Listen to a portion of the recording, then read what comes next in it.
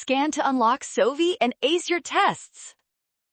Temperature changes can be tricky in chemistry, but we can solve this fast. Let's look at how heat affects potential energy diagrams right now. Activation energy is an intrinsic property of the chemical reaction pathway itself. It represents the specific energy barrier that must overcome for the reactants to transform into the final products. While increasing the temperature definitely increases the average kinetic energy and speed of the particles, it does not change the actual height of the energy barriers shown on your diagram. Therefore, the peaks remain at the exact same height regardless of the temperature change.